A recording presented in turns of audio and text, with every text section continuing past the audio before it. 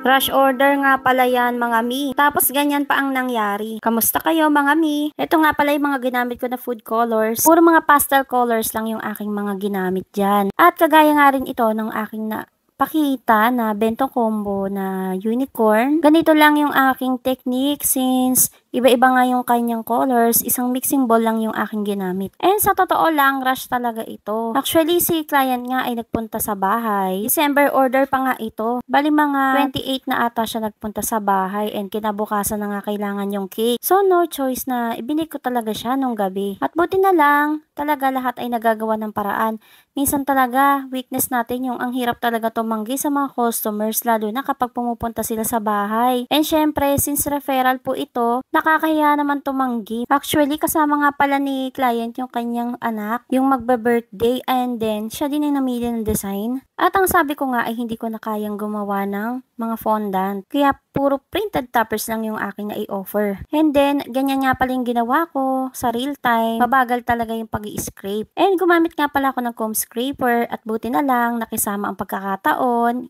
Isang pasada lang. At pagkatapos nga ay gumamit din ako ng brush. O diba, dahan-dahan lang syempre. Mahirap na kasi magkamali sa icing cake. Sa experience ko, naku, palaging ganon. Mahirap na pong mag-ulit. At meron din nga pala akong mga rush cakes na dalawa pa. Gagawin ko rin ng video sa ibang vlog. At hindi lang dito natatapos, meron din siyang kasama na 1 dozen na cupcakes. Actually, tinatanong ko talaga si client kung magkano yung kanyang budget para hindi na kami nagtatagal. Kasi meron din ako na ginagawa na rush cake din na sinundan nito. And then, ayun, nagkasundo naman kami sa price. At para madali na nga tayo, yung cupcakes nga pala dito ay 4 colors din. Ang ginawa ko ay ni-match ko yung colors ng cake sa cupcakes. O diba? Matchy-matchy lang ang pek. At ayan, tapos na. At nabalik na tayo dito sa cake. Decoration time na. Actually, si Habi nga pala yung gumawa ng mga toppers. Thank you talaga sa palaging pagtulong. At eto nga sa di inaasahang pagkakataon ay bigla namang nahulog itong